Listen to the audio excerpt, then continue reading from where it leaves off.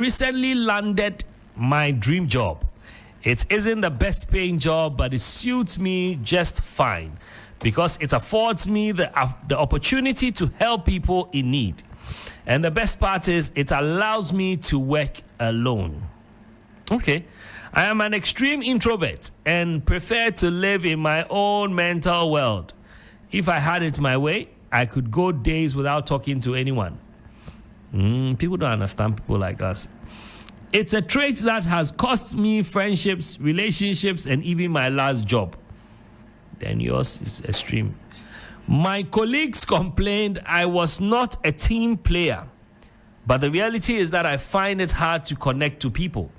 In the end, there was so much tension that I was let go. Just last Friday, my beloved mother called me. She sounded tired and asked me to come home. Without knowing why I was summoned, my heart sank. My intuition was on point. My mother wants me to take over her big shop in the central business district.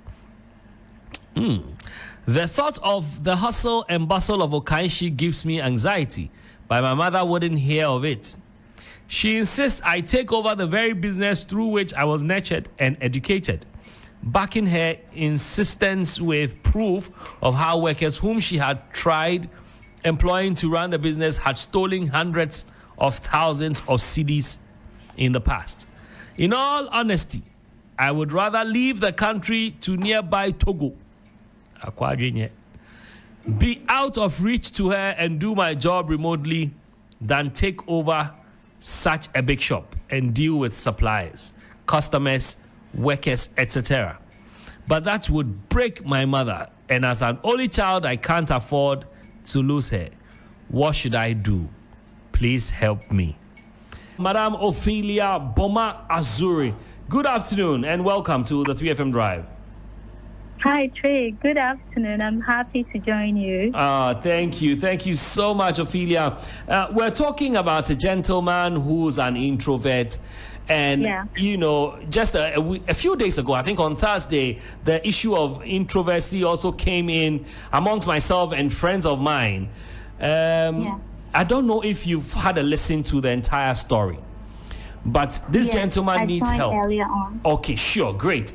So help us. What would you advise? That if you're an introvert, your mother wants you to work with them, the area or the environment is very crowded and people will be shouting and coming around, spitting in your face, touching you. You may not like that. First of all, how do you get over that? Maybe not totally, but what would be the starting point? Okay, so thank you so much for this question. I would like our viewers to know that a lot of people really go through this kind of challenge, right? And because there's not much awareness about it, people wallow in suffering and in pain, and even the loss of jobs and relationships and all of that. And so, since I don't have the full evaluation or haven't done any assessment, I would like to list just 3 contributing factors as that may support the introversion temperament here. Okay. So number 1, we can say he has social anxiety. Okay. And normally social anxiety is characterized by the behavior of isolating oneself from social or even family gatherings, anywhere the individual feels that they could be embarrassed or they could feel an intense emotional distress. They would normally escape such places. And then number 2 would also be avoidant personality disorder. So with avoidant personality disorder, these people are highly sensitive to social places.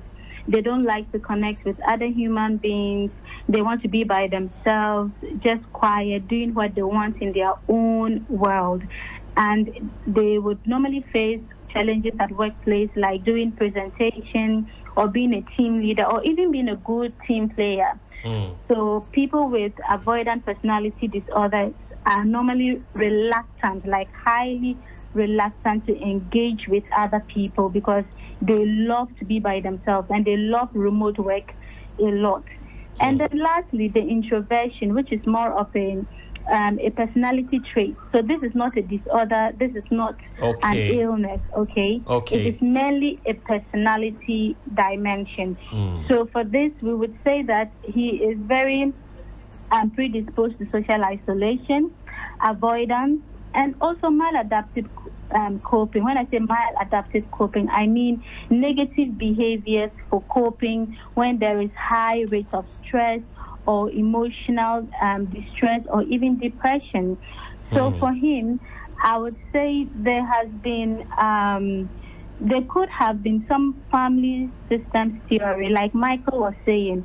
Because we don't have the full story, we can't tell his family background, what he has been through. Also, having been an only child, sometimes our parents normally would inflict on us profession, career, jobs, like things that they want their children to do, especially because he's an only child.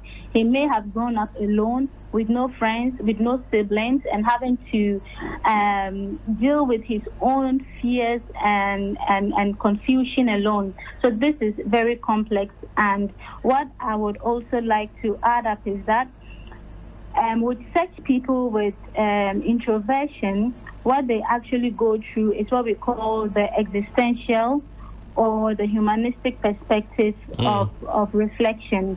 So with these people, they have an inner conflict, like they battle with themselves of who they are, what they want in life, what their purpose is, the kind of job that really suits them, and truly expressing themselves for who they are, and at the end of the day, reaching a self-actualization state, because we are social beings. And then anytime we find people who are more isolated and lonely, we seem to call them show-off or people who are picky or people who disrespect. But I would like to educate the public that these people really go through intense emotional complexities.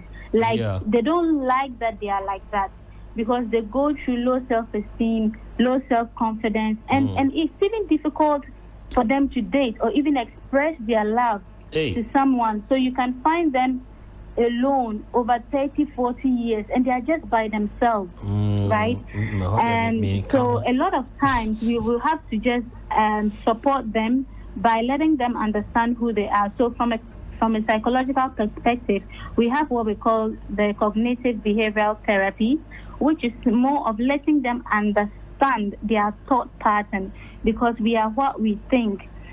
Continually, he has scrutinized himself as not being capable of handling the mother's shop. It's because he has resonated so much to the negative thought pattern. And we are what we think. And so if you have a belief that you cannot do something, your body will adapt to that and then will make you fit perfectly into that personality or that belief that you really cannot do it, and it will be followed up and backed up by emotions. And so for people with social anxiety, they are always scared, always afraid, their heart will be pounding, they have sweaty arms, and their legs will be shaking in public. Even when they are holding a microphone, it will be shaking as if they have seizures, right? So this will tell you that it's a psychological problem, not really a physical sign where you can just look at them and shout at them or push them to do it, because it is psychological. It comes with an emotional pain. They battle with it so much that it is the same like a biological challenge. So we go with them for CBT, and then we also try exposure therapy.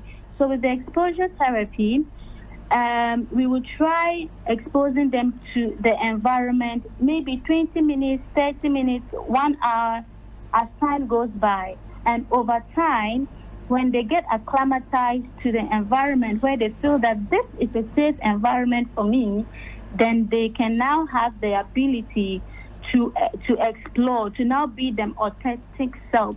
Because a lot of times they do what we call the performance show. They just act for external validation, but they are not really themselves. And so when we try with them the exposure therapy, Ophelia, sorry, not to cut you. With the line you just said, what you just said, do you think that I fall in that category? Because I believe that I'm very introverted, but I have in my mind that this is my job. And so whenever I come to work, I activate a character to suit what I'm doing. Would you say that I don't think I'm challenged though, but what would your thought be on people like me? And like I said on Thursday, we're discussing the same thing where another musician who was with me was telling me that she's also very introverted. So we realized that two of us were on the same table with others. We're not drinking, we're not saying much. We were quiet the whole time, and you might think we are bored. But for me, I was having fun, and my way of having fun is just being quiet, enjoying the music and the feel, and I wouldn't really say anything. Do you think we fall in this category? Yes. So normally is the ability to be flexible, right? Okay. Yes. As and when to be. Yes. So even though you may be an introvert, which falls under the melancholic personality, you may have a dual personality. You could be melancholic and choleric, or melancholic and phlegmatic. Okay. Some people can be sanguine and phlegmatic, or sanguine and choleric. So when you look at the personality scale, one person can have about 2 or 3 traits. Right? And so it depends on your supportive environment, your awareness, your knowledge, your experiences that allows you to be. But for this person, he's an only child. Yeah. He may not have emulated any, there may not have been any social learning in his environment. If he had siblings or maybe friends, and it didn't actually start in his early days, he could have been he could have had the ability to explore life, to get to know who he is, his authentic self. And a lot of times, single children are normally raised from very strict homes because their parents do not want them to go wayward. Yeah. So we can also, like Michael said, the family system theory. How was he raised? What was his background? What are his expectation, or what is the mom expecting him to become in future? So when you put all these into consideration, we can understand him that he needs the exposure, he needs therapy, and so much more, like modeling behaviors, like a mentor.